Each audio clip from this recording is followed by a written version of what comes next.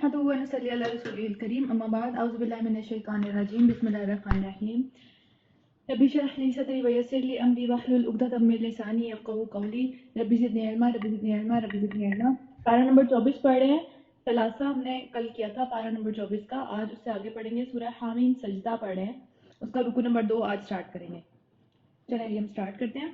اے نبی صلی اللہ علیہ وآلہ وسلم، ان سے کہو کہ کیا تم اس خدا سے کفر کرتے ہو اور دوسروں کو اس کا شریک ٹھہراتے ہو جس نے زمین کو 2 دنوں میں بنا دیا، جو اتنا بڑا ہے، اس کی عظمت، اس کی قدرت اتنی زیادہ ہے کہ جس نے زمین کو 2 دنوں میں بنا دیا، اور تم اس کو خدائی شریکوں کے خدا کے ساتھ زمینی کو چیزوں کو یا پھر بتوں کو یا اس طرح کی کسی بھی چیز کو، زمین کی چیزوں کو، جس زمین کو اللہ نے بنایا ہے، جس زمین کے اوپر ہر چیز اللہ نے بنائی ہے، اس میں سے کسی چیز کو اللہ کے ساتھ شریک ٹھہرا دیتے ہو، اتنا بڑا کام کر دیتے ہو۔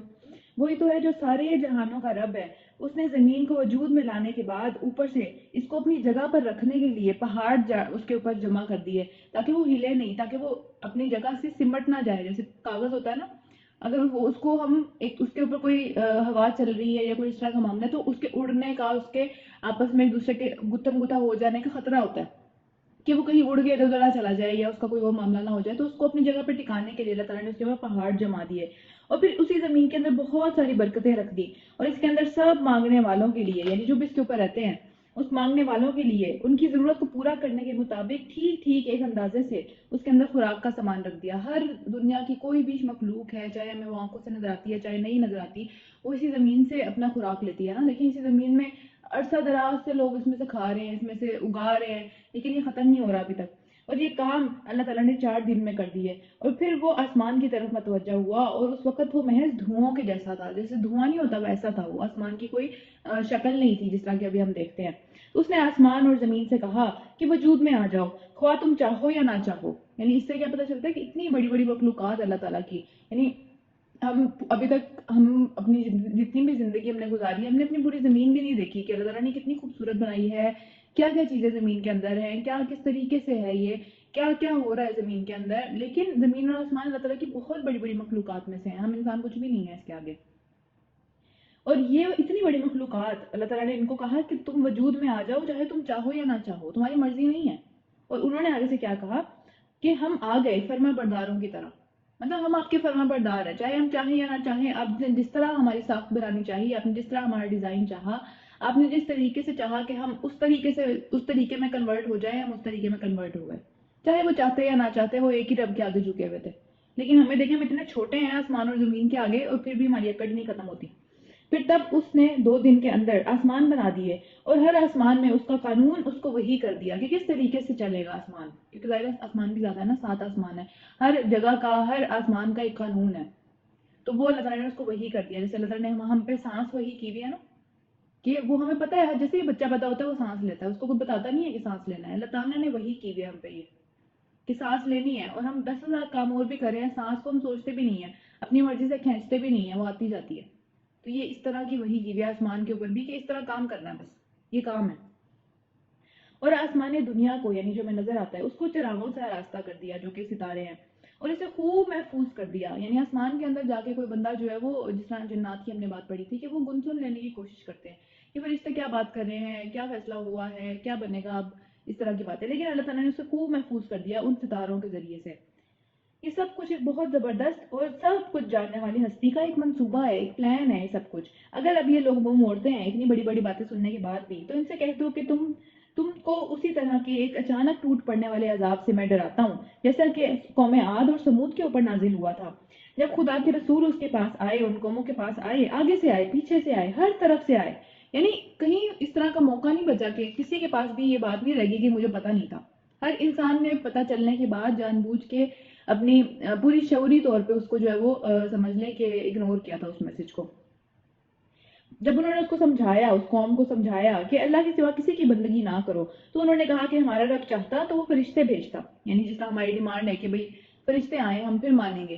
تو اگر ہمارا رب واقعی چاہتا کہ ہمیں مان لے آئے تو اللہ تعالیٰ پہ ڈال دیا نا وہ بات، جیسے شیطان نے ڈالی تھی کہ بھئی نہیں اللہ تعالیٰ چاہتے تو میرے ساتھ یہ نہ ہوتا، لیکن اللہ تعالیٰ نے مجھے آج گمراہ کر دیا، تو انہوں نے بھی یہی کیا۔ لہٰذا ہم اس بات کو نہیں مانتے جس کے لیے تم بھیجے گئے ہو، یعنی اپنے ساتھ فرشتے لے کے آؤ پھر مانیں گے۔ عاد کا حال یہ تھا کہ زمین میں کسی حق کے بغیر وہ بڑے بنے ہوئے تھے، اپنے آپ کو کچھ سمجھتے تھے، کچھ نہیں تھا ان کے پاس، پوری زمین اللہ تعالیٰ نے بنائی، آسمان اللہ تعالیٰ نے بنایا، جو چیزیں ان کو دی وہ اللہ تعالیٰ نے دی، اور پھر بھی کسی حق کے بغیر وہ اپنے آپ کو بڑا سمجھتے تھے اور کہنے لگے کہ کون ہے ہم سے زیادہ طاقتور اس پوری دنیا کے اندر، ہم بہترین قوم ہے، ہمارے پاس جو چیزیں ہیں وہ تو کسی کے پاس بھی نہیں ہے۔ تو اس نے ان کو یہ نہ سوچا کہ جس خدا نے ان کو پیدا کیا ہے وہ ان سے زیادہ طاقتور ہے، مطلب وہ جتنے مرضی زمین میں بڑے بن جائیں، ان کا رب، ان کا پیدا کرنے والا، ان کا خالق ہمیشہ ان سے زیادہ اوپر ہی رہے گا، چاہے وہ جو مرضی کر لیں۔ وہ ہماری آیات کا انکار ہی کرتے رہے۔ آخرکار ہم نے چند منحوس دنوں میں سخت طوفانی ہوا ان کے اوپر بھیجی تاکہ انہیں دنیا کی زندگی میں ہی ذلت اور رسوائی کا عذاب چکھائیں، اور آخرت کا عذاب تو اس سے کہیں گنا بڑا ہے، وہاں ان کو کوئی بھی مدد کرنے والا نہیں ملے گا۔ دنیا میں تو چلیں ٹھیک ہے، کوئی خدا نخواستہ کسی پہ پریشانی آتی ہے تو اس کے پاس سہارے ہوتے ہیں، کوئی کچھ نہیں بھی کر سکتا تو چلے ایک اچھا بول دیتے ہیں، کہ کوئی بات تسلی دے دیتے ہیں۔ آخرت میں تو ایسا بھی کچھ نہیں ہے۔ رہے سمود، تیسری نیشن کی بات آئی ہے، تو ان کے سامنے ہم نے سیدھی راہ پیش کی، سیدھا راستہ پیش کیا اپنے رسول کے ذریعے سے، مگر انہوں نے راستہ دیکھنے کے بجائے اندھا رہنا ہی پسند کیا۔ انہوں نے کہا ہم نہیں دیکھیں گے، ہمیں ضرورت نہیں ہے، اپنے پاس رکھو یہ بات۔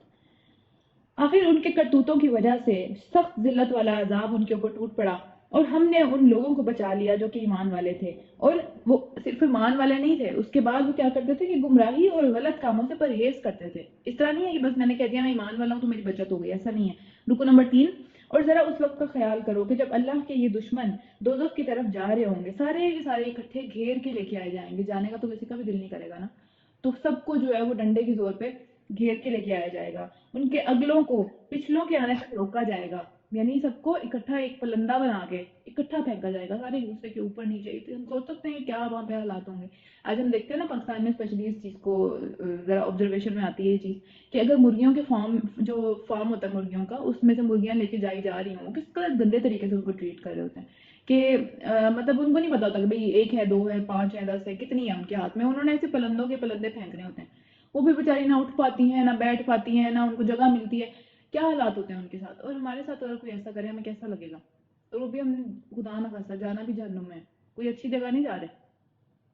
تو اللہ تعالیٰ ہم سب کو اس انجام سے محفوظ رکھیں۔ پھر جب وہ وہاں پہنچ جائیں گے تو ان کے کان اور ان کی آنکھیں اور ان کے جسم کی کھالیں ان کے اوپر ان کے خلاف گواہی دیں گی ان کی باتوں کے بعد کہ وہ دنیا میں کیا کرتے رہے ہیں، اور اپنے جسم کی کھالوں سے وہ کہیں گے کہ یہ تو میری اب ہم سوچ سکتے ہیں کہ ہماری کھال ہمارے خلاف گواہی دینے کے لیے کھڑی ہو جائے، یا ہمارے ہاتھ ہمارے خلاف گواہی دینے کے لیے کھڑے ہو جائیں۔ ہم تو ان کو ایسے یوز کرتے ہیں جیسے یہ ہمارے اپنے ہیں، جیسے یہ ہمارا مطلب ہم دنیا بھر سے چیزیں چھپا سکتے ہیں، یہ بھی سوچ سکتے ہیں کہ اللہ تعالیٰ بھی نہیں دیکھ رہے شاید، لیکن یہ چیزیں تو ہمیشہ ہر کام میں ہمارے ساتھ ہیں۔ تو پھر وہ ان سے کہیں گے کہ تم نے ہمارے خلاف آج گواہی کیوں دے دی، تم تو میری کھال تھے، تم تو میرا ہاتھ تھے، یعنی میں نے تو یہ سمجھا تھا کہ یہ چیزیں میری ہیں، میں نے یہ کبھی نہیں سمجھا کہ یہ چیزیں میری امانت ہیں۔ اللہ تعالیٰ نے پوچھنا ہے ان کے بارے میں بھی، تو پھر وہ کیا جواب دیں گے کہ ہمیں اسی خدا نے بولنے کی صلاحیت دی جس نے ہر چیز کو بولنے کی صلاحیت دی ہوئی ہے، آج اس نے ہمیں بھی دے دی یہ بولنے کی صلاحیت، ہم نے جو کچھ دیکھا ہم نے بول دیا، ہم نے جو کچھ پوری زندگی میں تمہیں کرتے ہوئے دیکھا ہم نے بول دیا، وہ اسی نے تم کو پہلی دفعہ پیدا کیا تھا اور اب اسی کی طرف تم واپس پلٹائے جا رہے ہو۔ تم دنیا میں جو بھی غلط کام اور گناہ کرتے تھے اور جب تم چھپتے تھے تو تمہیں یہ خیال کبھی نہیں آتا تھا کہ تمہارے اپنے کان اور تمہاری آنکھیں اور تمہاری جلد تمہاری کھالیں تم پر گواہی دے دیں گی۔ دنیا سے تو تم چھپ جاتے تھے، لیکن یہ چیزیں ان سے کیسے الگ ہو سکتے ہیں؟ ان سے تو نہیں چھپ سکتے، بلکہ تم نے تو یہ سمجھ رکھا تھا کہ تمہارے بہت سارے اعمال کی خبر تو اللہ کو بھی نہیں ہے، اللہ تعالیٰ نہیں پکڑیں گے ان کاموں کے اوپر، اللہ تعالیٰ کو پتہ ہی نہیں ہے میں نے اتنا چھپ کے کیا۔ تمہارا یہی خیال جو تم نے اپنے رب کے ساتھ کیا تمہیں لے ڈوبا، کیونکہ تم نے سمجھا کہ اللہ تعالیٰ پکڑیں گے نہیں، تو اس لیے یہی خیال، صرف ایک یہ والی چھوٹی سی بات یہ لے ڈوبتی ہے انسان کو کہ اللہ تعالیٰ پکڑیں گے نہیں اس بات کے اوپر۔ اس کے اوپر پھر ہم پہلے چھوٹے چھوٹے کام کرتے ہیں اور پھر بہت بڑے بڑے کام بھی کرنے لگتے ہیں اور اسی کی بدولت تم آج لوزر بن گئے، آج تم اتنے بڑے نقصان میں پڑ گئے۔ اس حالت میں وہ صبر کریں یا نہ کریں آگ ہی ان کا ٹھکانہ ہوگا، یعنی صبر جیسی نیکی بھی وہاں کسی کام نہیں آئے گی۔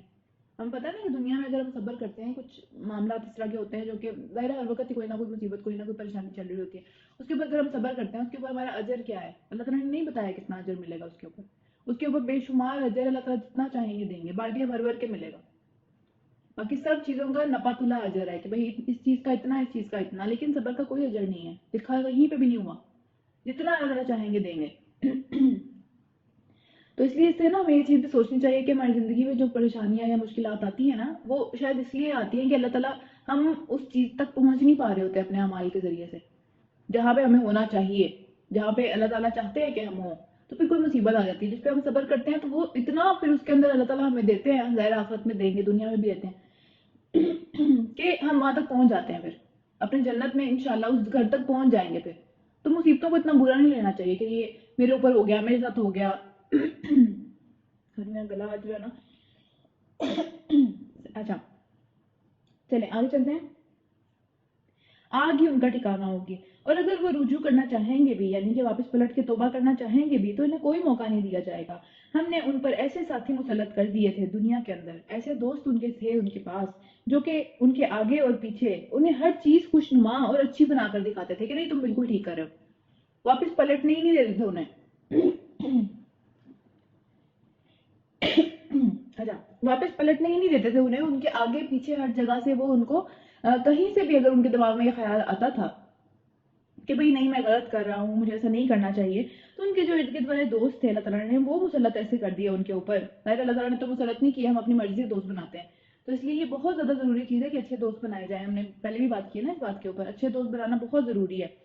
تو وہ کیا کرتے تھے کہ ان کو آگے ہر چیز جو خوشنما بنا کر دکھاتے تھے کہ نہیں نہیں نہیں تمہاری کوئی غلطی نہیں ہے، فلاں بندے کی غلطی ہے، اس کی غلطی ہے، اس نے ایسا کہہ دیا، تم بالکل ٹھیک کر رہے ہو. اگر ہم اچھائی کی طرف جانا بھی چاہتے ہیں تو اگر ہمارے دوست اچھے نہیں ہیں تو ہمیں جانے بھی نہیں دیں گے وہاں پہ. پھر تو آگے پیچھے اوپر نیچے ہر چیز سے وہ ہمیں تنگ کریں گے. تو پھر کیا ہوا، آخرکار ان پر بھی وہی فیصلہ آ گیا جو ان سے پہلے گزرے ہوئے جنوں اور انسانوں کے گروہوں پر آیا تھا، یعنی کہ عذاب کا. وہ سارا گروہ، وہ سارے دوست جو اکٹھے تھے، وہ سب کے اوپر ایک ہی فیصلہ آ گیا جو کہ ان سے پچھلے لوگوں کے اوپر آیا تھا جس کی روش کو وہ فالو کر رہے تھے. تو دیکھیں وہی چیز ہے کہ جو دنیا میں ساتھ ہے وہ آخرت میں بھی ساتھ ہوگا. اچھے دوست اس لیے جو ہے نا وہ ہمیشہ ڈھونڈنے چاہیے اپنی زندگی میں، اور یقیناً وہ خسارے میں رہ جانے والے تھے. رکن نمبر 4، یہ انکار کرنے والے، یہ کافر کہتے ہیں کہ اس قرآن کو ہرگز نہ سنو. اس کو سننے سے ہی کچھ ہو جاتا ہے، اس کو سننے کی بھی ضرورت نہیں ہے، بھاگ جو یہاں یہ بولا جا رہا ہو. اور جب یہ سنائے جائے تو اس کے اندر خلل ڈالنے کی کوشش کرو. یعنی اگر کوئی بول رہا ہے، اگر کوئی سنا رہا ہے، وہاں پہ الٹے الٹے کام کرو. جس طرح ہم نے پہلے بھی پڑھا تھا کہ میوزک لے کے آئے تھے وہ تاکہ قرآن کی طرف لوگ نہ جائیں، یا ناچنے والیاں لے کے آئے تھے وہ تاکہ قرآن لوگ نہ سن سکیں. اس طرح کی چیزیں وہ ہمیشہ کرتے رہتے تھے. شاید کہ اس طرح تم غالب آ جاؤ، شاید اس طرح تم لوگوں کو جو ہے وہ ان کی جو سوچ ہے، ان کی جو ایک طرح سے اٹینشن ہے، اس کو دوسری طرف کر دو اور وہ یہ بات نہ سن سکیں. ان کافروں کو ہم سخت عذاب کا مزہ چکھا کر رہیں گے جو کہ بدترین حرکات یہ کرتے چلے جا رہے ہیں. ان کا پورا پورا بدلہ انہیں دیں گے. وہ دوزخ ہے جو اللہ کے دشمنوں کو بدلے میں ملے گی. لیکن اللہ کے دشمن نہیں ہے، وہ تو دنیا میں لوگوں کے دشمن تھے. جو آج بھی اس طرح کی حرکتیں کر رہے ہیں ان کو اللہ سے مسئلہ نہیں ہے، لوگوں سے مسئلہ ہے. اور اس بات سے مسئلہ ہے کہ اللہ تعالیٰ کا قانون لوگ ہی ظاہری باتیں امپلیمنٹ کرتے ہیں نا دنیا کے اندر، یا پھر اللہ تعالیٰ کی بات کرنے پہ یا اس طرح کی ساری باتیں کرنے پہ ان کو اللہ سے ڈائریکٹلی مسئلہ نہیں ہے. ان کو مسئلہ اس کانسیپٹ سے ہے، ریلیجن کے، یا پھر مسلمانوں سے ہے، یا پھر جو بھی ریلیجن کو فالو کر رہا ہے اس سے مسئلہ ہے. تو دیکھیں جو اس کا دشمن ہے نا اللہ اس کا دشمن ہے. جو لوگوں کا اللہ کے لوگوں کا دشمن ہے، اللہ والوں کا دشمن ہے، اللہ تعالیٰ ان کا دشمن ہے. تو اللہ تعالیٰ دنیا میں بھی ان کے پیچھے آتا ہے اور آخرت میں تو ظاہر سی بات ہے جو انجام ہے وہ ہم دیکھ لیا. تو اسی میں ہمیشہ ہمیشہ ان کا گھر ہوگا. یہ ہے وہ سزا اس جرم کی جو کہ ہماری آیات سے کفر کر کے وہ کرتے تھے. اتنا بڑا جرم ہے یہ.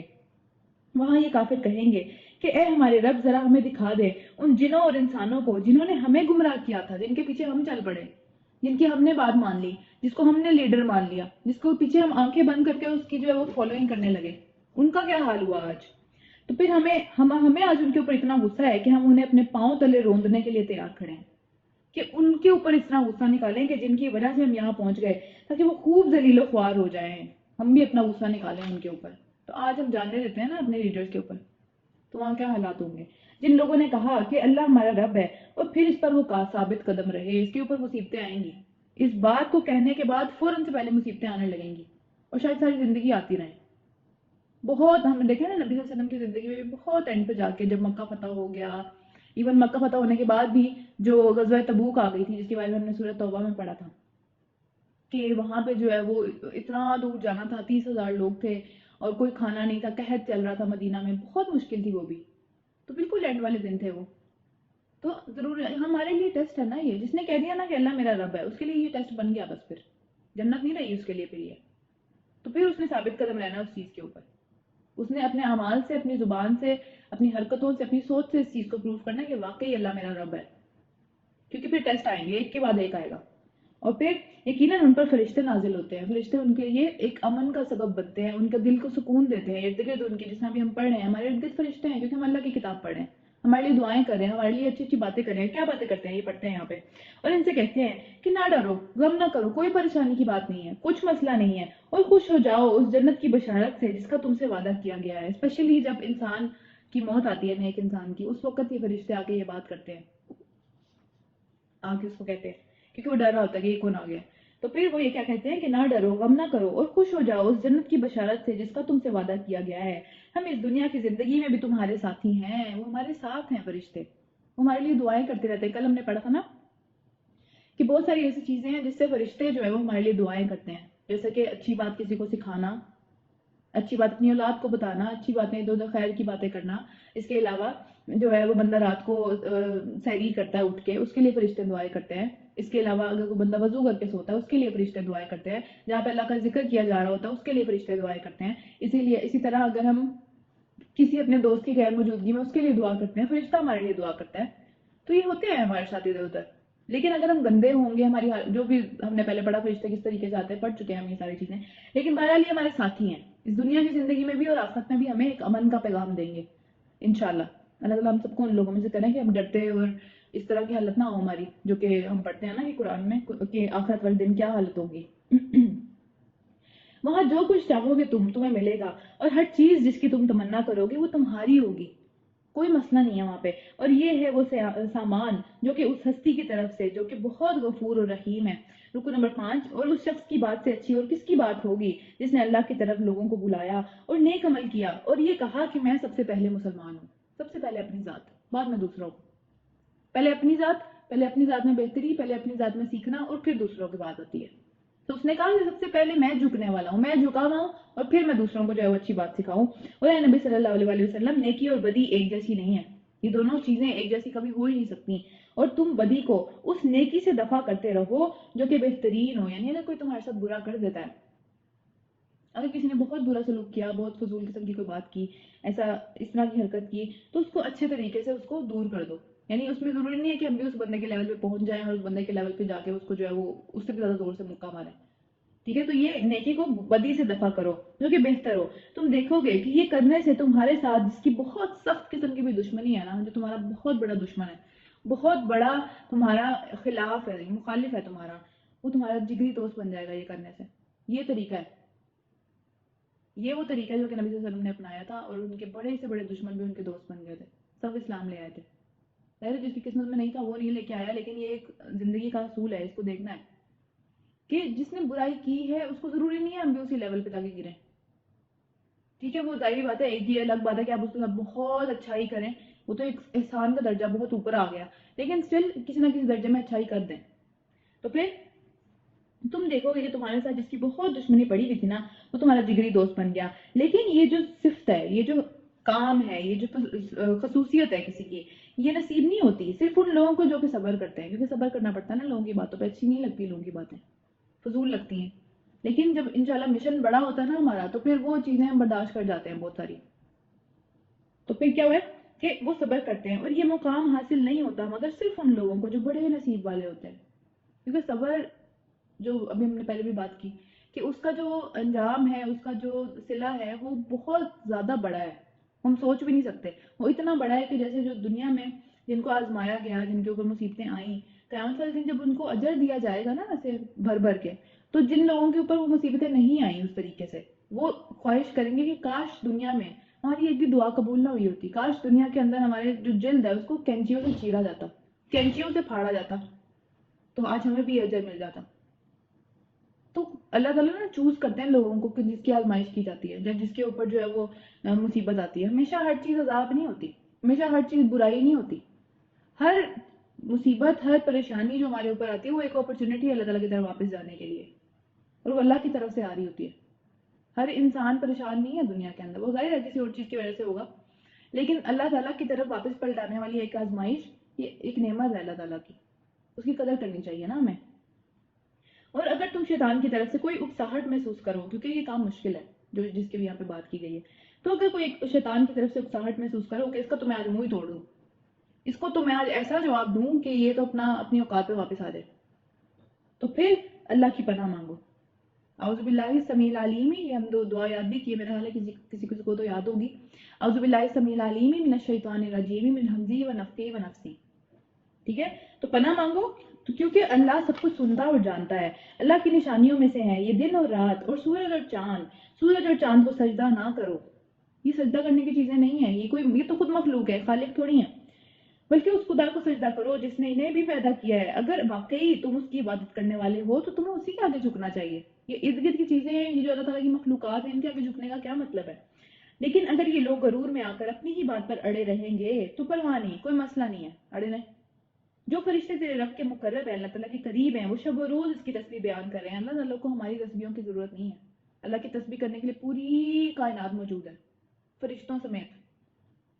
ہماری ہم تسبیح کرتے ہیں، ہم اللہ تعالیٰ کے قریب ہونے کی کوشش کرتے ہیں، اس میں ہمارا فائدہ ہے، اللہ تعالیٰ کو کچھ نہیں جاتا.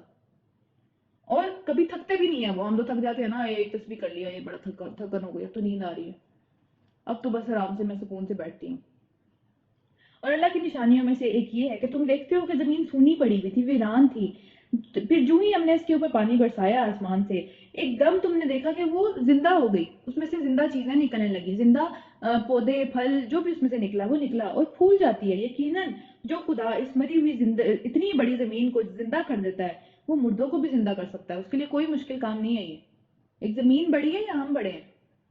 پھر یقیناً وہ ہر چیز پر بہت قدرت رکھتا ہے. جو لوگ ہماری آیات کو سننے کے بعد الٹے معنی پہناتے ہیں کہ اللہ کا نہیں، یہ نہیں یہ مطلب ہے، نہیں یہ نہیں اللہ تعالیٰ نے کہا، یہ کہا ہے اللہ تعالیٰ نے. سیدھی سیدھی بات دیکھیں، قرآن میں ہر بات بہت سیدھی سیدھی کر کے کہی گئی ہے، بہت کھلی باتیں ہیں. اس کے باوجود اگر ہم اس کو الٹا مطلب پہنائیں گے، اس کو الٹی طرف لے کے جائیں گے تو پھر جو کچھ وہ کر رہے ہیں وہ اللہ تعالیٰ سے چھپا ہوا نہیں ہے. خود ہی سوچ لو کہ آیا وہ شخص بہتر ہے جو آگ میں جھونکا جانے والا ہے، اس کی حرکتیں اس طرح کی ہیں کہ وہ اس کو آگ میں لے کے جا رہی ہیں، یا وہ جو کہ قیامت کے روز امن کی حالت میں حاضر ہوگا اللہ کے ہاں بہت سکون میں. اللہ تعالیٰ ہم سب کو ان لوگوں میں سے کریں، ہم سکون کی حالت میں ہوں اس دن. وہ دن بہت مشکل ہے، بہت پریشانی کا دن ہے، بہت زیادہ افراتفری اور بھگدڑ اس طرح کا دن ہے وہ. تو اللہ تعالیٰ ہم سب کو ان لوگوں میں سے کریں کہ ہم بھی امن میں ہوں اس دن. تو یہ لوگ بہتر ہیں یا وہ لوگ بہتر ہیں؟ تو یہ وہ ہیں کون لوگ؟ وہ لوگ تو امن کی حالت میں حاضر ہوں، کرتے رہو جو کچھ تم چاہو. ہمیں اللہ تعالیٰ نے پکڑنا نہیں ہے کسی کو بھی. یہاں پہ اوپر جا کے پکڑ ہوگی، تمہاری ساری حرکتوں کو اللہ دیکھ رہا ہے. یہ وہ لوگ ہیں جن کے سامنے جب نصیحت آئی تو انہوں نے اسے ماننے سے صاف انکار کر دیا. مگر حقیقت یہ ہے کہ ایک بہت ہی زبردست کتاب ہے یہ جو ہم پڑھ رہے ہیں، یہ چھوٹی موٹی چیز نہیں ہے کوئی بھی. باطل نہ سامنے سے اس کے اوپر آ سکتا ہے نہ پیچھے سے. الٹی کوئی بھی بات ہم اس کے ساتھ ایسوسیٹ کرنے کی کوشش کریں گے، اس کے اندر اپنی کوئی بھی فضول سی چیز اس کے اندر ڈالنے کی کوشش کریں گے تو اس کی اس میں کوئی جگہ نہیں ہے اس کتاب میں. یہ بہت واضح طور پہ اس چیز کو فوراً سے پہلے جو ہے وہ رد کر دیتی ہے کہ نہیں یہ اسلام کا حصہ نہیں ہے. ہماری ایسی بہت سی چیزیں جو کلیئر ہو جاتی ہیں نا اس بات سے، جو کہ ہم نے اپنی طرف سے بنایا ہوا ہوتا ہے کہ یہ بھی اسلام کا حصہ ہے، یہ بھی اسلام کا حصہ ہے، یہ بھی اسلام کا حصہ ہے، لیکن ساری چیزیں جو ہے وہ کلیئر کر دیتی ہے یہ کتاب. یہ باطل کو ٹکنے نہیں دیتی اپنے آگے.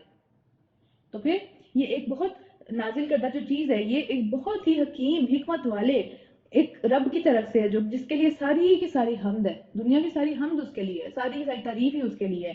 اے نبی صلی اللہ علیہ وسلم، تم کو جو کچھ کہا جا رہا ہے اس میں کوئی بھی ایسی چیز نہیں ہے جو تم سے پچھلے گزرے ہوئے رسولوں کو نہ کہی جا چکی ہو. دیکھیں دین ہمیشہ اسلام رہا ہے، چاہے وہ جس بھی نبی کے تھرو آیا ہو، چاہے کسی بھی کتاب کے اندر آیا ہو، لوگوں نے چینج کر دیا وہ الگ بات ہے. دین ہمیشہ اسلام رہا ہے. بے شک تمہارا رب بڑا ہی زرگزر کرنے والا ہے اور اس کے ساتھ ہی بڑی سخت سزا دینے والا بھی ہے. تو اس لیے کسی خوش فہمی میں نہیں رہنا. اگر ہم اس قرآن کو کسی اجمی کے اوپر بھیج دیتے، اجمی کون ہوتا ہے؟ عربیوں کے علاوہ. جیسے ہم اجمی ہیں، ہم عربی نہیں سمجھتے، ہماری عربی زبان نہیں ہے، بولنا ہمیں نہیں آتا اس طریقے سے.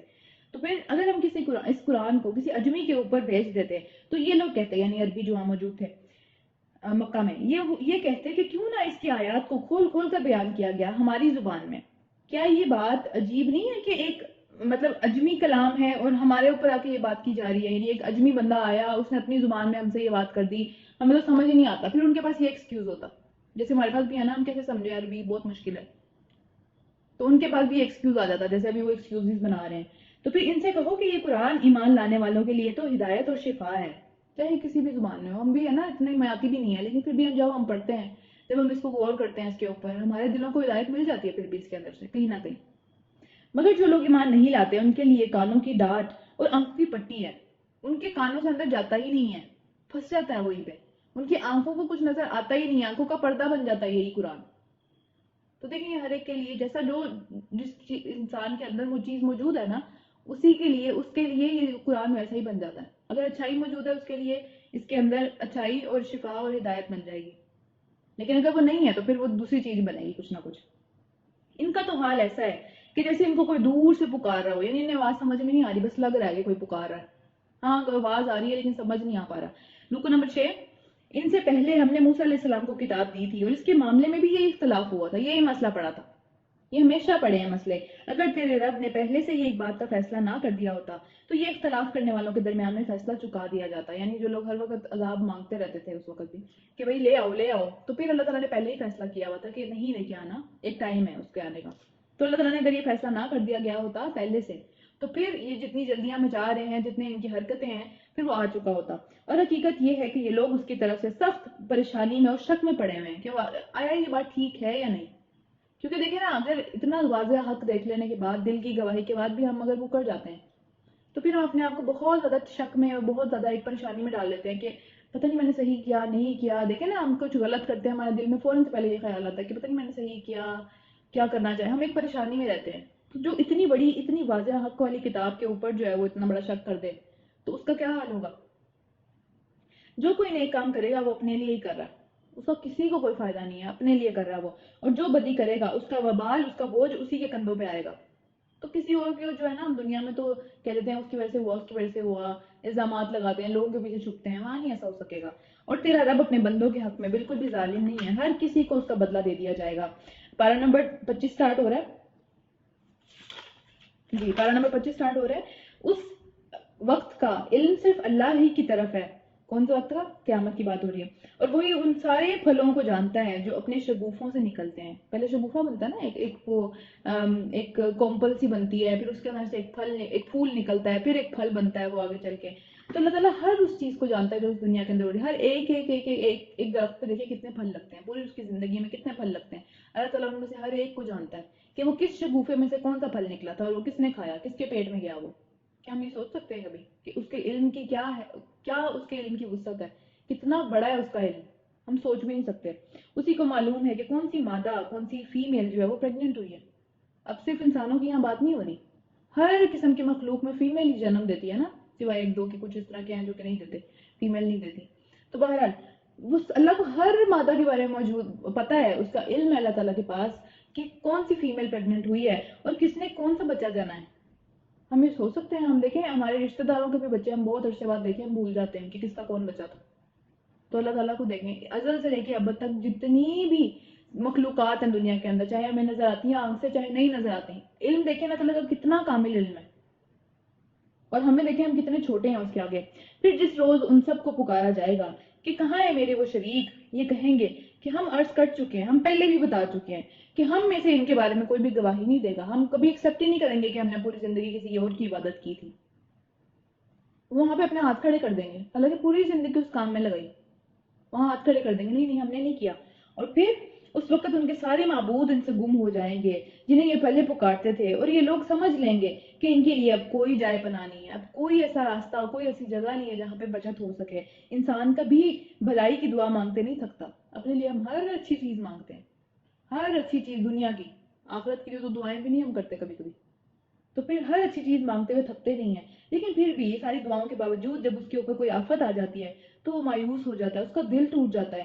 مگر جو ہی سخت وقت گزر جاتا ہے، آج ہم اس کے بارے میں تفسیر کی کلاس میں بات کر رہے تھے نا، جو لوگ تفسیر کی کلاس میں تھے وہ لوگ اس بات کو دیکھ سکتے ہیں کہ یہاں پہ دیکھیں آج ہی کے دن وہ بات آ گئی کہ جب انسان کے اوپر کوئی مصیبت آتی ہے وہ بہت مایوس ہو جاتا ہے. وہ ایسی ایسی باتیں کرنے لگتا ہے، ڈپریشن میں جا رہے ہیں لوگ کہ جی نہیں پتہ نہیں یہ تو کیا ہو رہا ہے، اتنی بیماریاں لگ رہی ہیں آج کل جو مصیبت آئی ہے اس کے اوپر. تو پھر کیا کہ اس کے بعد جب ہم اسے اپنی رحمت کا مزہ چکھاتے ہیں، ایک مشکل ایک وقت کے لیے آتی ہے نا، اس کے بعد تو چلی جاتی ہے. پھر یہ کہتا ہے کہ میں تو اسی کا مستحق تھا، میرا تو یہی تھا، میرے ساتھ ہونا یہی تھا، میں تو اسی قابل تھا، میرے ساتھ یہی ہونا چاہیے تھا، وہ تو وقتی بات ہے، ایسے ہوتا ہی رہتا ہے، کوئی بات تھی. تو پھر اور میں نہیں سمجھتا کہ قیامت کبھی آئے گی. یعنی ٹھیک ہے ایک مشکل وقت تھا گزر گیا، جب دنیا کی زندگی میں واپس گئے، جب دنیا کی زندگی رونقیں واپس آئیں تو پھر ہر چیز بھول گئے، ہر چیز اس وقت ختم ہو گئی، جو دعائیں مانگی، جو اللہ کے آگے جھکے، جو اللہ کے آگے واپس آئے، سب ختم.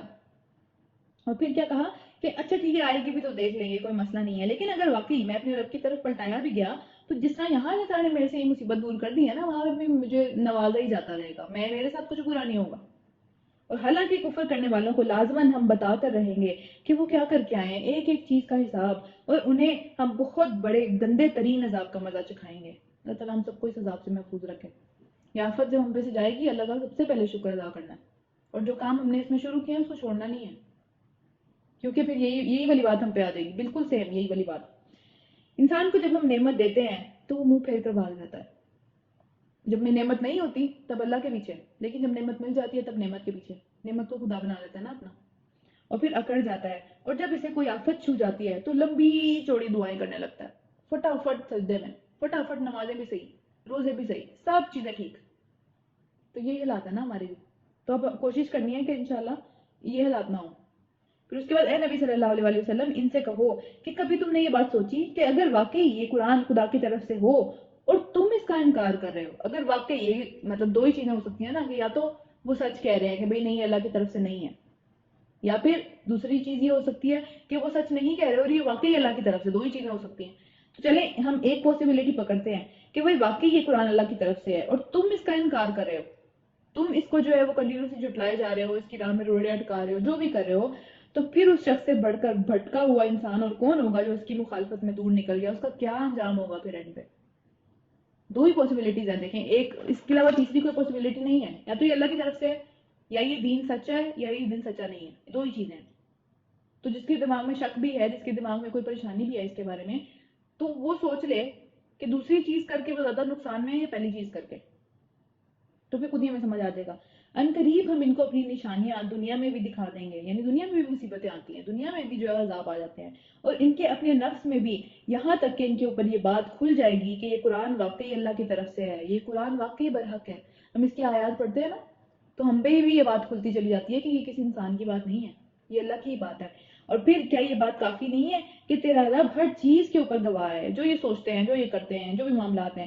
آگاہ رہو، جان لو یہ لوگ اپنی رب کی ملاقات میں شدید شک میں پڑے ہوئے ہیں کہ پتہ نہیں آئے گی کہ نہیں آئے گی. سن رکھو وہ ہر چیز پر قادر ہے، ہر چیز کے اوپر پھیلا ہوا ہے، وہ جب چاہے جو مرضی کر دے.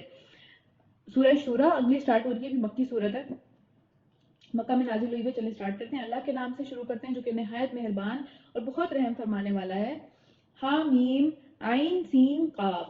اس طرح اللہ غالب جو کہ سب چیزوں پر چھایا ہوا ہے، حکمت والا ہے، تمہاری طرف اور تم سے پہلے گزرے ہوئے لوگوں کی طرف رسولوں کے ذریعے سے وہی کرتا رہا.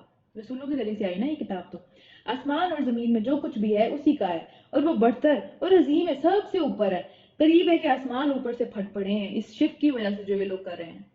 اتنا بڑا گناہ ہے یہ کہ آسمان جیسی جو اتنی بڑی اللہ تعالیٰ کی مخلوق ہے، ہر چیز ہر مخلوق اللہ تعالیٰ کی اس آسمان کے اندر ہے، اس کے اندر ہے، وہ سب پہ چھائی ہوئی ہے، سب کی چھت ہے وہ، سمجھ لیں. اس جیسی مخلوق بھی اس اتنے بڑے گناہ کا بوجھ نہیں اٹھا سکتی جو کہ ہم انسان اٹھا لیتے ہیں کسی نہ کسی طریقے سے شرک کر کے. فرشتے اپنے رب کی حمد کے ساتھ تسبیح بیان کر رہے ہیں اور زمین والوں کے حق میں درگزر کی درخواستیں کرتے ہیں. فرشتے زمین والوں کے حق میں درگزر کی درخواستیں کرتے ہیں. ہم نے پہلے بھی پڑھا تھا، کل بھی پڑھا تھا، ابھی پیچھے پڑھ کے آئے ہیں کہ اللہ تعالیٰ ان کو معاف کر دے. جو بندہ اس پہ جائے نماز پہ بیٹھ کے جو ہے وہ ذکر کرتا ہے اللہ تعالیٰ کا ہر نماز کے بعد، اس کے لیے بھی فرشتے یہ دعا کرتے ہیں. اس کے علاوہ کل بھی ہم نے پڑھا تھا، یہ جو ساری میں نے پہلے بھی بتایا کہ فرشتے اس کے لیے جو ہے وہ سارے اہل ایمان کے لیے دعائیں کرتے ہیں. جتنے اہل ایمان ہیں جو کہ اپنی کوششیں کر رہے ہیں ان کے حق میں جو ہے وہ جن فرشتوں نے اللہ تعالیٰ کا عرش اٹھایا ہوا ہے، وہ سب سے قریب ہے اللہ تعالیٰ کے وہ فرشتے. ظاہر سی بات ہے. پھر ہم نے پڑھا تھا عرش کہاں پہ ہے، عرش کا کیا معاملہ ہے، وہ ظاہر کل والی باتیں تھی. بہرحال اس کے اندر یہ چیز ہم نے ضروری ایک نوٹس کی تھی کہ جو فرشتے جنہوں نے اللہ تعالیٰ کا عرش اٹھایا ہے وہ اللہ تعالیٰ کے پاس سفارشیں کرتے ہیں اہل ایمان کی کہ اللہ تعالیٰ ان کو بخش دیں، اللہ تعالیٰ ان کے حق میں درگزر فرما لیں، ان کے لیے وہ وعدہ پورا کر دیں، ان کو اس جنت میں داخل کر دیں. تو وہ ہمارے بہت زیادہ سمجھنے کے دوست ہیں. لیکن ہم نے اپنا دوست کس کو بنایا ہوا ہے؟ شیاطین کو. ہمارے گھروں میں بھی فرشتوں کی کوئی جگہ نہیں ہے، ہماری حرکتیں بھی ایسی نہیں ہیں جس کی وجہ سے فرشتے ہم پہ نازل ہوں. تو ہمارے لیے دعا کیوں کریں گے اور ان کی دعا کیوں قبول کی جائے گی ہمارے حق میں؟ پھر اگر ہماری حرکتیں ایسی نہیں ہیں تو وہ تو ہمارے خیر خواہ ہیں، وہ تو ہمارے ویل وشرز ہیں. لیکن ہم خود اپنے ویل وشرز نہیں ہیں. سب سے صحیح بات یہ ہے ہمارے بارے میں.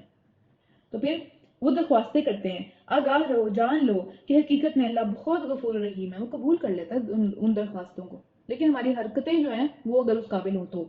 جن لوگوں نے اس کو چھوڑ کر اپنے کچھ اور سرپرست بنا لیے، اپنے کوئی اور خدا بنا لیے ہیں، اللہ ان کے اوپر بھی نگران ہے. ان کو بھی اللہ ہی دے رہا ہے، ان کو بھی اللہ ہی دیکھ رہا ہے. اور پھر تم ان کے حوالہ دار نہیں ہو، تم ان کے اوپر کوئی بھی ذمہ داری تمہاری طرف سے نہیں ہے، بس بتا دینے کی ذمہ داری ہے. آگے جو کچھ بھی کرتے ہیں اللہ دیکھ رہا ہے، اللہ نگران ہے ان کے اوپر. ہاں اس طرح اے نبی صلی اللہ علیہ وآلہ وسلم، یہ قرآن عربی زبان میں ہم نے تمہاری طرف وحی کیا ہے تاکہ تم بستیوں کے مرکز یعنی کہ شہر مکہ کی بات ہو رہی ہے، اس کے ارد گرد رہنے والوں کو خبردار کر دو. ان سب کو خبردار کر دو. عرب کا مرکز آج بھی آپ کو پتہ ہے مکہ ہی ہے، اور اس وقت بھی یہی تھا کیونکہ وہاں پہ اللہ تعالیٰ کا گھر ہے. اور جمع ہونے کے دن سے ڈراؤ یعنی قیامت کے دن سے، جس کے آنے میں کوئی شک نہیں ہے. ایک گروہ کو جنت میں جانا ہے اور دوسرے کو دوزخ میں. ہم کہاں کھڑے ہیں؟ ہم کدھر جا رہے ہیں؟ ہم ہر روز، ہماری ہر سانس ہمیں اس انجام سے قریب کرتی جا رہی ہے. ہم نے کیا فیصلہ کیا اپنے لیے، یہ ہمیں سوچنا ہے. اگر اللہ چاہتا تو ان سب کو ایک ہی امت بنا دیتا، یعنی یہ 2 گروہ نہ بنتے. پھر 2 ہیں، دیکھیں تیسرا کوئی راستہ نہیں ہے، صرف 2 ہیں. تو اگر اللہ چاہتا تو ان سب کو ایک ہی امت بنا دیتا، سب ایک جیسے کام کرتے. مگر وہ جسے چاہتا ہے اپنی رحمت میں داخل کرتا ہے، اور ظالموں کا نہ کوئی ولی ہے، نہ ہی مددگار، نہ ہی ان کا کوئی قریبی دوست ہے، نہ ہی ان کا کوئی مددگار ہے. دنیا میں بھی وہ اپنے اوپر جی رہے ہیں. ان کی طرف اللہ، ان کے پاس اللہ تعالیٰ کی طرف سے مدد نہیں ہے، ہم دیکھتے ہیں، لیکن پھر بھی وہ بہت کامیاب ہیں. یہ سارا معاملہ ہے، یہ بھی ایک اللہ تعالیٰ کی تدبیر کا حصہ ہے نا سارا کا سارا. کیا یہ ایسے نادان ہیں کہ انہوں نے اسے چھوڑ کر یعنی اللہ کو چھوڑ کر دوسرے ولی اور دوسرے دوست بنا رکھے ہیں؟ دوست تو صرف اللہ ہے. دوستی کے قابل، اپنے قریب ہونے کے قابل تو صرف اللہ تعالیٰ کی ذات ہے. وہی مردوں کو زندہ کرتا ہے اور وہی ہر چیز پر قادر ہے. رکو نمبر 2، تمہارے درمیان جس معاملے میں بھی اختلاف ہو، پریشانی ہو، لڑائی ہو، اس کا فیصلہ کرنا اللہ کا کام ہے. بہت ساری اس طرح کی چیزیں ہیں جس پہ ہم اگری نہیں کر سکتے پوری زندگی. پوری زندگی بھی اس کے اوپر بحثیں کریں، اس کا کوئی نتیجہ نہیں نکلے گا.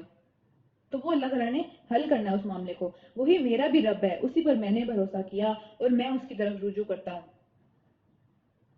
تو یہ کتنی پیاری یہ ایک دعا ہے نا. ہمیں ہمیشہ اللہ کی طرف بھی رجوع کرنا چاہیے، اس پہ بھروسہ بھی کرنا چاہیے، اور اپنے آپ کو بار بار یہ یاد بھی دلاتے رہنا چاہیے کہ وہ میرا رب ہے، مجھے اس پہ بھروسہ کرنا ہے، مجھے اسی کی طرف واپس پلٹنا ہے. آسمانوں اور زمین کا بنانے والا، جس نے تمہاری اپنی ذات کے اندر سے، تمہاری اپنے طرح سے، جس طرح ہم انسان ہیں نا، انسانوں کے اندر سے ہی اپنی جنس سے تمہارے لیے جوڑا پیدا کیا. ایسا کوئی اور آ جاتا کہ کوئی بارش ہے یا کوئی فرشتہ آ جاتا، ہم کس طرح رہتے ہیں اس کے ساتھ. کتنی اللہ کی ہمارے لیے، ہمارے اوپر ایک احسان ہے کہ ہماری اپنی ذات کے اندر سے، ہماری اپنی جنس کے اندر سے ہی اس نے جو ہے ہمارے جیسے ہی لوگ ہمارے لیے پیدا کیے، جن سے ہم کمیونیکیٹ کر سکتے ہیں، ہم بات کر سکتے ہیں، ہم سمجھ سکتے ہیں، ہماری چیزیں ایک جیسی ہیں. تو پھر اور اسی طرح جانوروں میں بھی انہی کی جنس سے جوڑے بنائے، مطلب وہ ایک جیسے جوڑے ہوتے ہیں نا ہمیشہ جانوروں میں بھی. اور اس طریقے سے وہ تمہاری نسلیں دنیا میں پھیلاتا ہے. کائنات کی کوئی چیز اس کے جیسی نہیں ہے. جس رب کو تم، مطلب ہم بھی ایسا کرتے ہیں کہ کیا، کہ اپنے بنائے ہوئے شریک یا اپنے بنائے ہوئے بت یا کوئی بھی اس طرح کی کوئی چیز جس کو ہم سمجھتے ہیں کہ اللہ تعالیٰ کے برابر، نعوذ باللہ اللہ نہ کرے کبھی کر دیں، لیکن کر بھی دیتے ہیں نہ جانتے ہوئے. تو اللہ تو کسی کے بھی جیسا نہیں ہے. اللہ ان سب سے بہت اوپر ہے اور وہ سب کچھ سننے والا اور دیکھنے والا ہے. آسمان اور زمین کے سارے خزانوں کی چابیاں صرف اس کے پاس ہیں. کوئی اور کسی کو کوئی خزانہ نہیں دے سکتا. کوئی نعمت ہم مانگتے ہیں، کوئی نعمت ہم چاہتے ہیں اس دنیا میں، سب کی چابیاں، اس سب کے خزانوں کے دروازے کھولنے والا صرف اللہ کی ذات ہے. تو صرف اللہ سے ہی مانگنا ہے. جسے چاہتا ہے وہ کھلا ترین رزق دیتا ہے. جس کو چاہتا ہے جو دینا چاہتا ہے وہ دیتا ہے. اور ظاہر جو مانگتے ہیں پھر اس کو بھی وہ اپنی مرضی سے دیتا ہے. اور جسے چاہتا ہے نفعت اللہ رزق دیتا ہے. اسے ہر چیز کا علم ہے. اس نے تمہارے لیے دین کا وہی طریقہ مقرر کیا ہے اس کے حکم سے اس نے نوح علیہ السلام کو جس کا حکم دیا تھا. اپنے حکم سے انہوں نے جو بھی اللہ تعالیٰ نے نوح علیہ السلام کو کہا تھا، سیم وہی طریقہ ہمارے لیے بھی ہے. میں نے پہلے بھی بتایا دین ہمیشہ اسلام رہا ہے، کبھی چینج نہیں ہوا. اور جسے محمد صلی اللہ علیہ وسلم اب تمہاری طرف ہم وہی کے ذریعے بھیج رہے ہیں، اور جس کی ہدایت ہم نے ابراہیم علیہ السلام اور موسیٰ علیہ السلام اور عیسیٰ علیہ السلام کو کر چکے تھے.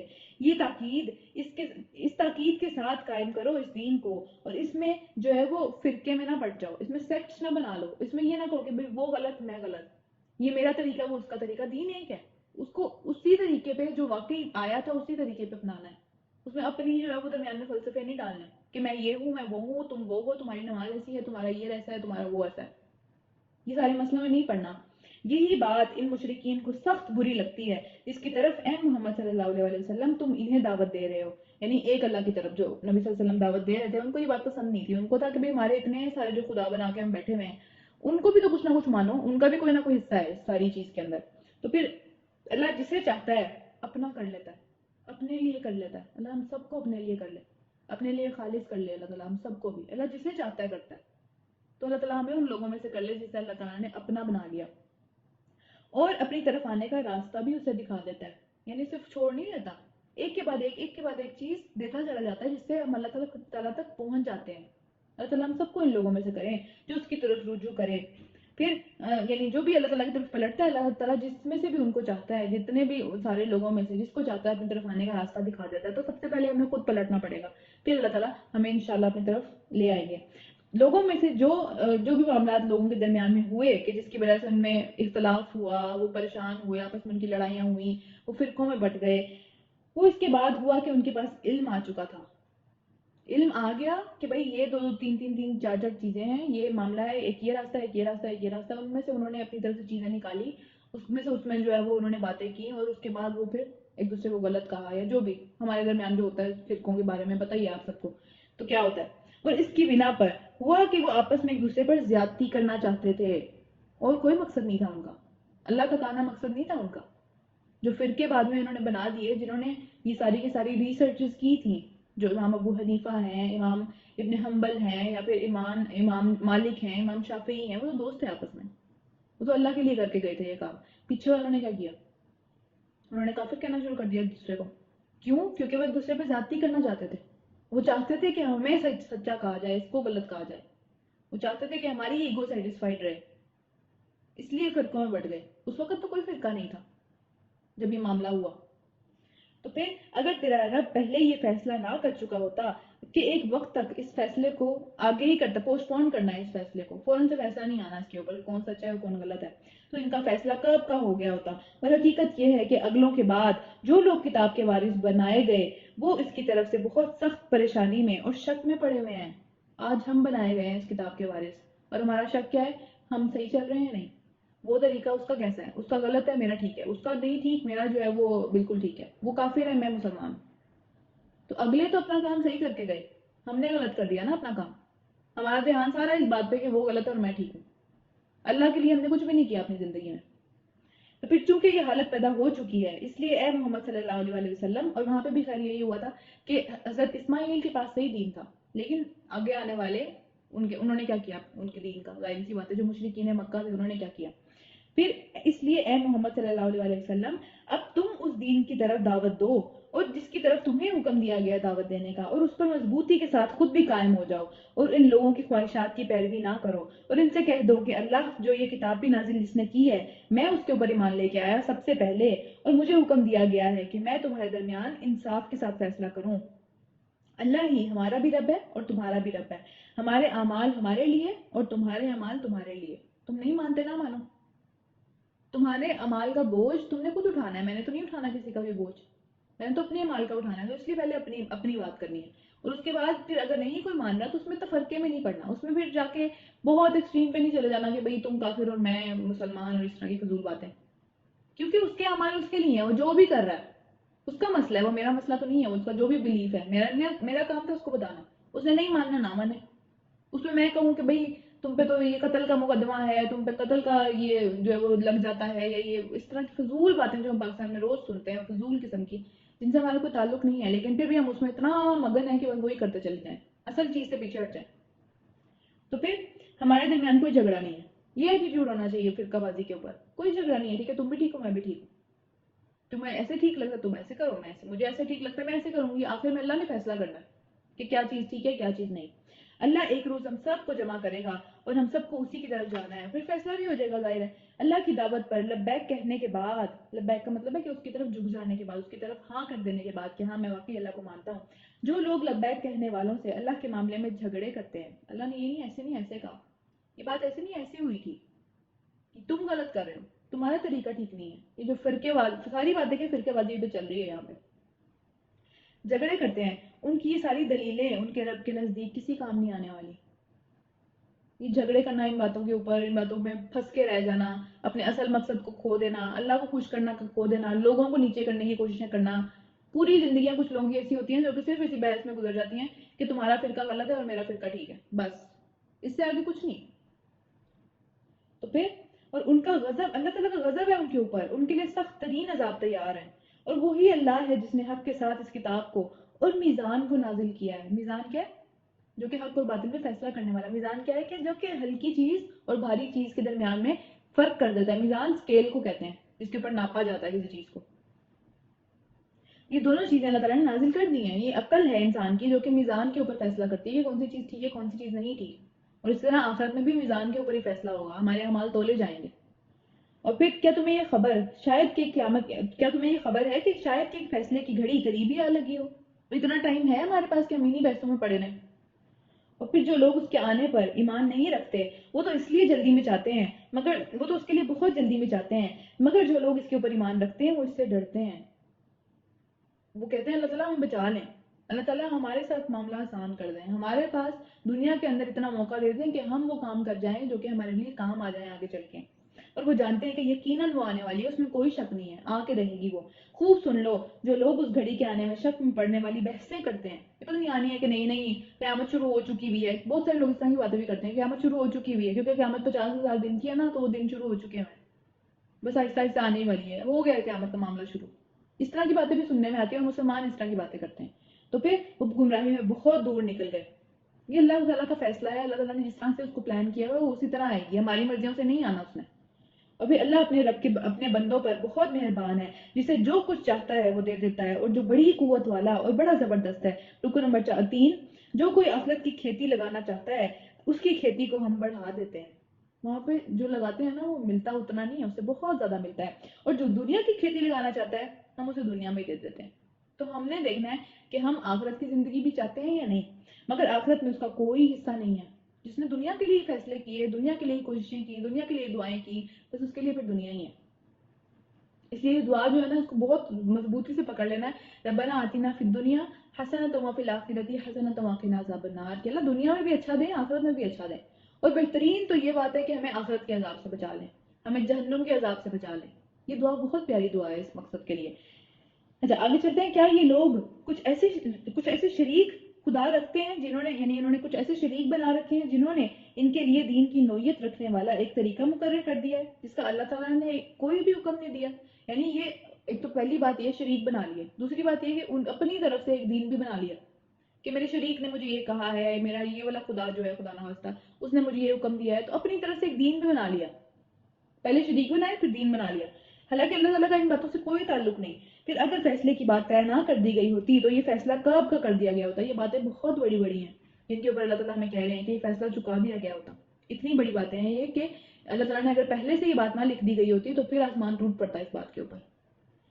یقیناً ان ظالموں کے لیے سخت دردناک عذاب ہے. تم دیکھو گے کہ یہ ظالم اس وقت اپنے کیے کے انجام سے ڈر رہے ہوں گے. آج نہیں ڈرتے نا، آج ہم بڑے کھلم کھلا اور بڑے فخر سے کوئی بات کرتے ہیں، لیکن وہاں ڈر رہے ہوں گے اور وہ ان کے اوپر آ کر رہے گا.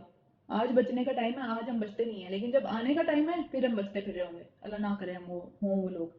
خلاف اس کے جو لوگ ایمان لے کر آئے اور جنہوں نے نیک اعمال کیے وہ جنت کے گلستانوں میں باغوں میں ہوں گے اور جو کچھ چاہیں گے اپنے رب کے ہاں انہیں ملے گا. یہ بہت بڑا فضل ہے، یہ سب سے بڑا فضل ہے. اور یہی وہ چیز ہے جس کی خوشخبری اللہ اپنے بندوں کو دیتا ہے، اپنے بندوں کو دیتا ہے. تو ہم اللہ کے بندے ہیں. کیا ہم اللہ کے بہت قریبی بندے ہیں؟ اور وہ ہیں کون بندے؟ جنہوں نے مان لیا اس بات کو اور پھر نیک عمل کیے. صرف ماننا کافی نہیں ہے، نیک عمل بھی کرنے پڑیں گے. اے نبی صلی اللہ علیہ وسلم ان لوگوں سے کہہ دو کہ میں اس کام کے اوپر تم سے کوئی اجر طلب نہیں کرتا، مجھے کوئی پیسے نہیں ملتے یہ باتیں بتانے کے، مجھے کوئی جو ہے تم لوگ جو ہے کوئی بھی مجھے اچھائی نہیں دیتے، میں کسی چیز کا محتاج نہیں ہوں تمہاری طرف سے. البتہ قرابت کی محبت ضرور چاہتا ہوں. قرابت کی محبت کیا ہوتی ہے؟ قرابت کے رشتے بتائیے نا سب کو، قریبی رشتے دار جو ہوتے ہیں، رشتے داروں کی محبت ضرور چاہتا ہوں. یہ تو ہر انسان کی ایک طرح سے وہ ہے نا کہ قریبی جو میرے لوگ ہیں وہ مجھ سے پیار کریں، ہم لوگ آپس میں اچھے طریقے سے رہیں. کیونکہ سب سے زیادہ تکلیف تب ہوتی ہے جب قریب والے لوگ جو ہے وہ تنگ کرتے ہیں، قریب والے لوگ جو ہے وہ بات نہیں سنتے، قریب والے لوگ جو ہے وہ اپنے آپ کو خود سے جو ہے وہ تباہی میں ڈال رہے ہوتے ہیں. تو پھر اب نبی صلی اللہ علیہ وسلم کو ہم اگر امیجن کریں ان کو تو مطلب سوچیں کہ معراج کی ایک جرنی کر کے آئے تھے، انہوں نے جنت اور دوزخ دیکھی تھی.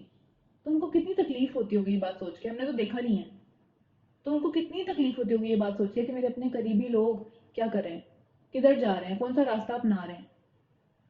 تو یہ چیز وہ چاہتے تھے, لیکن وہ کوئی پیسے نہیں مانگتے تھے یہ کام کرنے کے. تو پھر جو کوئی بھلائی کمائے گا, پھر سے آگے بات, ہم نے اس کے لیے اس بھلائی میں خوب اضافہ کر دیں گے, وہ ویسی نہیں ملے گی, وہ بہت بڑا چڑھا کے ملے گی. بے شک اللہ تعالیٰ بڑا ہی درگزر کرنے والا اور نیکیوں کا قدردان ہے, وہ قدر کرتا ہے نیکیوں کی, وہ بہت بڑا چڑھا کے دیتا ہے. ہمارے اندر ذرا قدر نام کی کوئی چیز نہیں ہے نا, لیکن وہ بڑھا چڑھا کے دینے والا ہے. کیا یہ لوگ کہتے ہیں کہ اس شخص نے اللہ تعالیٰ کے اوپر جھوٹ گھڑ لیا, یعنی نبی صلی اللہ علیہ وسلم نے اپنی طرف سے باتیں کریں یہ قرآن کے بارے میں. اگر اللہ چاہے تو تمہارے دلوں کے اوپر مہر کر دے اس بات کی وجہ سے. یہ اتنی بڑی بات ہے, یہ چھوٹی سی بات نہیں ہے. اللہ تعالیٰ کی پوری چیز کو جھٹلا دیا, اللہ کے نبی کو جھٹلا دیا, اپنی کتاب کو جھٹلا دیا. وہ باطل کو مٹا دیتا ہے اور حق کو اپنے فرمانوں کے ساتھ حق کر کے دکھاتا ہے. حق سچا ہو کے سامنے آ کر رہتا ہے, وہ جتنا مرضی پیچھے رہ جائے, جتنا مرضی اس کو جھٹلانے والے آ جائیں, وہ کہیں نہ کہیں سے اللہ تعالیٰ سامنے لے کے آ جاتے ہیں. اور باطل کا کام ہے ختم ہونا. باطل نے آج نہیں تو کل ختم ہو کے رہنا. اینڈ پہ اوپر آنے والی جو چیز ہے وہ حق ہے, یعنی کتاب والا, کتاب یا پھر جو سچی بات کر رہا ہے وہ.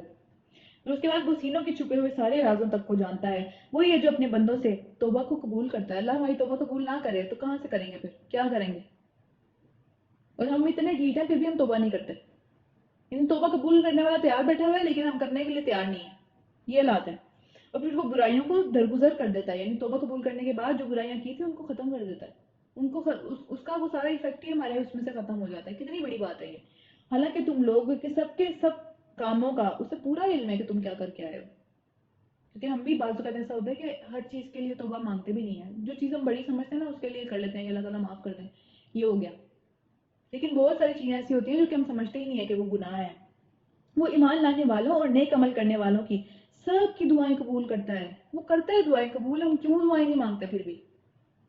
اور پھر وہ اپنے فضل سے ان کو اور زیادہ دیتا ہے, جو جتنا وہ مانگتے ہیں نا اس سے کہیں زیادہ دیتا ہے اللہ تعالیٰ اپنے فضل سے. تو ہمارے تو اتنے قریب ہے, ہمیں اللہ تعالیٰ نے کتنا اللہ کا شکر ہے ہمیں مسلمان پیدا کیا ہوا. ہمیں یہ سارا راستہ ڈھونڈنا نہیں پڑا. اس کے اوپر چلتے ہوئے بھی آج یہ وقت آ گیا کہ اللہ کا شکر ہے ہم کتاب بھی پڑھ رہے ہیں. ٹھیک ہے کتاب بھی پڑھ رہے ہیں لیکن وہ دعائیں قبول کرنے کے لیے تیار بیٹھا ہوا, وہ معاف کرنے کے لیے تیار بیٹھا ہوا, وہ توبہ قبول کرنے کے لیے تیار بیٹھا ہوا, وہ بڑھا چڑھا کے دینے کے لیے تیار بیٹھا ہوا. اتنا اچھا سودا کبھی کسی نے کیا ہے دنیا کے اندر؟ ہمیں کوئی بزنس اپرچونٹی ملے, ہمیں پتا ہو کہ بھائی 700 گنا میں 1 روپیہ ڈالوں گی 700 ہو جائیں گے, وہ میں میرا خیال ہے سارے پیسے اس میں ڈال دوں گی. لیکن یہ سودا ہم اللہ تعالیٰ کے ساتھ نہیں کرتے کیونکہ ہمیں نظر نہیں آ رہا ہوتا نا وہ سودا. ہم اتنے چھوٹے ٹائم کے لیے دیکھتے ہیں صرف. تو پھر رہے انکار کرنے والے, تو ان کے لیے تو سخت ترین عذاب ہے, اور کوئی بات نہیں ان کے لیے, اور کوئی بات نہیں, صرف سخت ترین عذاب. اگر اللہ اپنے سب بندوں کو کھلا رزق دے دیتا تو وہ زمین میں سرکشی کا طوفان برپا کر دیتے. ہر انسان اس قابل نہیں ہوتا کہ اس کو اتنی چیزیں دی جائیں. ہر انسان کا ظرف اتنا نہیں ہے, اس کے دل کا پیالہ اتنا بڑا نہیں ہے کہ اس کے اندر سب چیزیں ڈیل دی جائیں. جس کا جتنا ظرف ہے, جو جتنا سنبھال سکتا ہے اللہ اتنا ہی دیتا ہے. وہ ایک ہے نا کہ گنجوں کو ناخن نہیں دیتا اللہ تعالیٰ, ورنہ وہ اپنے آپ کو مار مار کے ختم کر لیں گے. تو یہ والی بات. مگر وہ ایک حساب سے جتنا چاہتا ہے نازل کرتا ہے. یقیناً وہ اپنے بندوں سے بہت باخبر ہے, ہر چیز کا اسے پتا ہے, اور ان کے اوپر پوری نگاہ رکھتا ہے. یہ نہیں کہ ایک لمحے کے لیے مجھے اللہ تعالیٰ دیکھ رہے ہیں اور دوسرے لمحے مجھے نہیں دیکھ رہے ہیں, ایسا بالکل بھی نہیں ہے.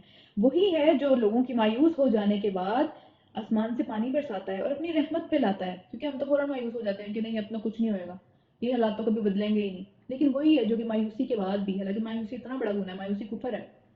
اللہ تعالیٰ کی رحمت سے مایوس ہو جانا کفر ہے, لیکن سٹل وہ اس کے بعد بھی اپنی رحمت برساتا ہے ہم پہ. ہمیشہ ایک جیسا ٹائم نہیں رہتا, ہمیشہ وہ مایوسی کا ٹائم نہیں رہتا. اور وہی قابل تعریف دوست ہے, سب سے قریبی دوست وہی ہے جس کی خوب تعریف کر دی جانی چاہیے, کیونکہ وہ اس قابل ہے. ہم میں سے کوئی ایسا نہیں ہے جیسا اللہ ہے. ہم جس کو مرضی اپنا ولی بنا لیں, جس کو مرضی اپنا بہت قریبی پروٹیکٹر دوست, اپنا بہت قریبی جو ہے وہ سپورٹر بنا لیں, لیکن اللہ تعالیٰ جیسا تو کوئی بھی نہیں ہے. اس کی نشانیوں میں سے ہے یہ زمین اور آسمان کی پیدائش, اور یہ جاندار مخلوقات جو اس نے دونوں جگہوں میں پھیلا رکھی ہیں, یہ زمین میں بھی اور آسمان میں بھی. وہ جب چاہے انہیں اکٹھا کر سکتا ہے, اس کے لیے کوئی مشکل کام نہیں ہے. رکو نمبر 4 ہے آگے. تم لوگوں پر جو بھی مصیبت آئی ہے تمہارے اپنے ہاتھوں سے کمائی ہوئی ہے, یہ تمہاری اپنی وجہ سے آئی ہے. یہ تو اپنے اعمال پہ غور کرنا چاہیے, ہم کیا کر رہے تھے پہلے. جو مصیبت آئی کھڑی ہے ہمارے اوپر, کیوں آئی ہے؟ یہ ہم نے شکر نہیں کیا, ہم نے اس بات کا جو ہے وہ اس کو لائٹ لیا, ہم نے اللہ تعالیٰ کی طرف واپس نہیں پلٹے, ہم نے اللہ کا حق نہیں ادا کیا. تو اب وہ مصیبت آ گئی ہے، اب اس کو اپرچونٹی کے طور پہ لینا ہے کہ اس کے اندر ہم زیادہ سے زیادہ واپس پلٹ سکیں.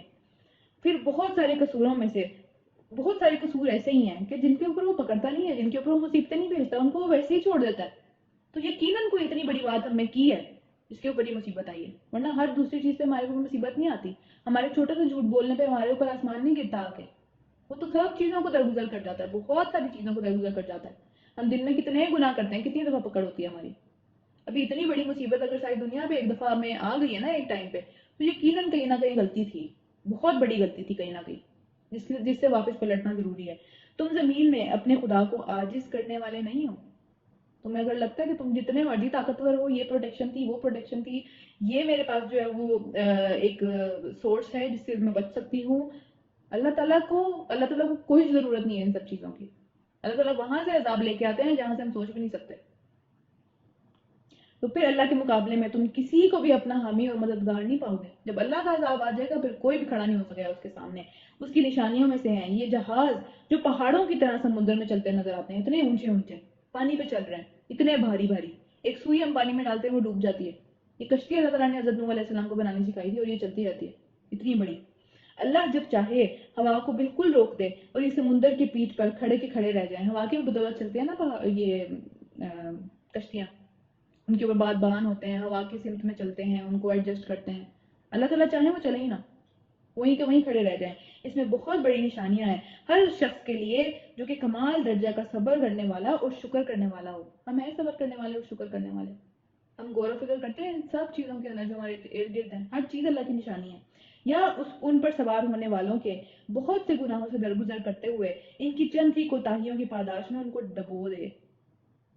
ہم جب کشتی میں بیٹھتے ہیں یا ہم جب ہوائی جہاز کا سفر کرتے ہیں، ہم کوئی بہت فرشتے بن کے تو نہیں چاہتے اس کے اندر، ظاہر سی بات ہے. ایون اس کے اندر بیٹھ کے بھی گناہ کر رہے ہوتے ہیں. کچھ لوگ گانے سن رہے ہوتے ہیں، کچھ لوگ اپنی کوئی عجیب و غریب چیزیں دیکھ رہے ہوتے ہیں، جو کچھ بھی کر رہے ہوتے ہیں اسٹل اللہ تعالیٰ کی نافرمانی کر رہے ہوتے ہیں.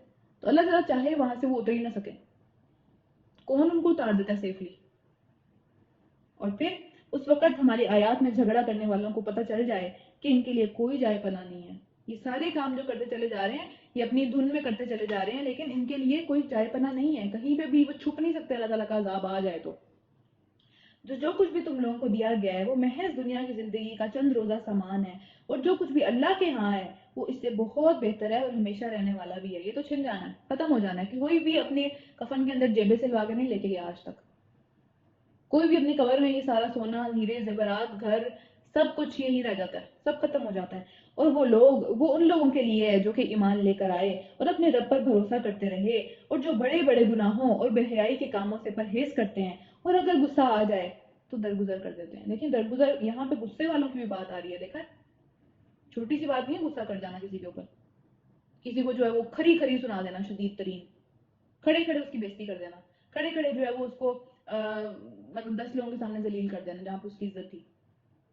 یہ چھوٹی سی بات نہیں ہے. اگر غصہ آ جائے تو درگزر کرتے ہیں. اور پھر جو اپنے رب کا حکم مانتے ہیں اور پھر نماز قائم کرتے ہیں. دیکھیے پہلے آئی لوگوں کی بات، پھر آئی نماز کی بات. اپنے معاملات آپس کے مشورے سے چلاتے ہیں. اپنے آپ کو نہیں سمجھتے کہ مجھے سب کچھ پتا ہے یا میں ہی سب کچھ ہوں. آپس میں جو ان کے قریبی لوگ ہوتے ہیں ان سے مشورہ لے لیتے ہیں وہ بھی. اور اس کے بعد ہم نے جو کچھ ان کو رزق دیا ہے اس میں سے خرچ کرتے ہیں. اور جب ان کے اوپر کوئی زیادتی کی جاتی ہے تو اس کا مقابلہ کرتے ہیں. اس میں جو ہے وہ مظلوم بن کے نہیں بیٹھ جاتے کہ میرے ساتھ یہ ہو گیا، وہ ہوئے میرے ساتھ تو بہت ہی برا ہو گیا. اللہ تعالیٰ نے عقل دی ہے، زبان دی ہے، سوچ دی ہے. اس کے بارے میں سوچیں، اس کے بارے میں اچھے طریقے سے بات کریں، اس کو اچھے طریقے سے حل کرنے کی کوشش کریں. یہ نہیں ہے کہ ہم پہلے بھی بات کر چکے ہیں کہ مظلوم اگر چپ ہو کے بیٹھ جاتا ہے نا تو پھر وہ ظالم کا ساتھ ہی دے رہا ہے. وہ ظالم کو کیوں نہیں روک رہا ظلم کرنے سے؟ یہ غلط ہے جو چیز، وہ غلط ہے، اس کو غلط کہنا چاہیے لیکن اچھے طریقے سے. یہ بھی نہیں کہ جو ہے نا وہ منہ پہ چپیڑ مار دیں اگلے بندے کی. یہ بھی کوئی طریقہ نہیں ہے کام کرنے کا. برائی کا بدلہ ویسی ہی برائی ہے. پھر جو کوئی معاف کر دے اور اصلاح کر لے تو اس کا اجر اللہ کے ذمہ پہ ہے. ہم بدلہ لے سکتے ہیں. مجھے کوئی بات اچھی نہیں لگی میں کہہ سکتی ہوں، کسی نے میرے ساتھ کوئی زیادتی کی ہے میں اس سے اتنی ہی زیادتی کر سکتی ہوں واپس. میرے پہ گناہ نہیں ہے اس چیز کا. جس نے کی ہے، جس نے سٹارٹ کی ہے، اس کے اوپر گناہ ہے. پہلی گالی جس نے دی تھی اس کے اوپر گناہ ہے. میں نے واپسی میں اس کو وہی والی گالی دے دی، میرے اوپر گناہ نہیں ہے اس چیز کا. یہ بات یاد رکھیں. اللہ تعالیٰ نے ہمیں اس چیز کی اجازت دی ہے. لیکن اگر کوئی معاف کر دے تو زیادہ بہتر ہے. وہ بہتر ہے، بہت اوپر چلا جاتا ہے وہ بندہ معاف کرنے سے. ٹھیک ہے. تو پھر جو کوئی معاف کر دے اور اصلاح کرے، یعنی اس کو معاف کرنے کے بعد یعنی وہ بدلہ نہیں لے رہا اور اس کے بعد اس بندے کی بھی اصلاح کر رہا ہے جس نے وہ غلط کام کیا تھا اس کے ساتھ، اس کو وہ کہہ رہا ہے کہ بھئی یہ چیز نہیں کرنی چاہیے، یہ غلط ہے، اصلاح کر رہا ہے اس کی. دیکھیں یہ تو ایک ڈبل بات ہو گئی نا، اوپر چلا گیا وہ. تو پھر اس کا اجر اللہ کے ذمے پہ ہے، اللہ تعالیٰ اس کو دے گا جتنا ہی چاہے گا. اور معاف کرنے کا اجر بھی لکھا نہیں گیا کہیں پہ بھی کہ کتنا ہے، اس کا بھی سیم وہی والا معاملہ، اللہ تعالیٰ جتنا چاہے دیں. پھر اللہ ظالموں کو پسند نہیں کرتا. دیکھیں جب ہم بدلہ لینے پہ آتے ہیں نا، تو پھر ہم جب ہمارے اوپر اتھارٹی آ جاتی ہے، ہمارے پاس اتنی طاقت آ جاتی ہے، پھر ہم کرتے ہیں آج آج تو موقع ملا ہے، آج تو اگلی پچھلی ساری برابر ہوں گی. اور پھر ہم مظلوم نہیں رہتے، پھر ہم ظالم بن جاتے ہیں. بیکاز ہم ایک گالی نہیں دیتے، پھر ہم 15 گالیاں دیتے ہیں اگلوں کو، پچھلوں کو، اس کے باپ کو، بہن کو، ماں کو، سب کٹھے ہوتے ہیں پھر اس میں، تو پھر ہم ظالم بن جاتے ہیں. تو اس لیے اللہ تعالیٰ ظالموں کو پسند نہیں کرتا. بدلہ لینا بھی ہے اتنا ہی لیں جتنا کہ ہوا ہے، غلطی ہوئی ہے. اور جو لوگ ظلم ہونے کے بعد بدلہ لیں تو ان کو ملامت نہیں کی جا سکتی، ان کو کچھ نہیں کہا جا سکتا. اور آج ہمارا معاشرہ کیا ہے کہ بھئی ہوئے بدلہ چپ کر کے بیٹھ جاتی، بھلا اس نے کیوں ایسے کہہ دیا. یہ بات سمجھ لیں، یہ بدلہ لیا جا سکتا ہے. اگر آپ نے غلطی کی ہے تو آپ سے وہ بات کی جا سکتی ہے واپسی پہ، اس میں کوئی غلط بات نہیں ہے.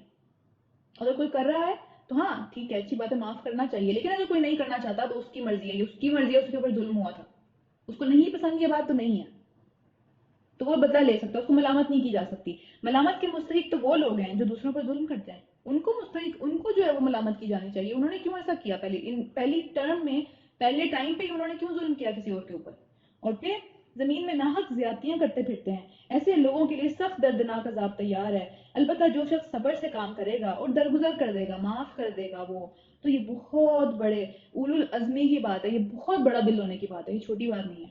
یہ بہت ہی بڑے کاموں میں سے ہے، بہت ہمت والے کاموں میں سے. ہر بندہ یہ کام نہیں کر سکتا، تو اس لیے ہر کسی سے ایکسپیکٹ بھی نہیں کرنا چاہیے یہ کام. ہم سب انسان ہیں نا، کہیں نہ کہیں پہ ہو جاتا ہے یہ معاملہ.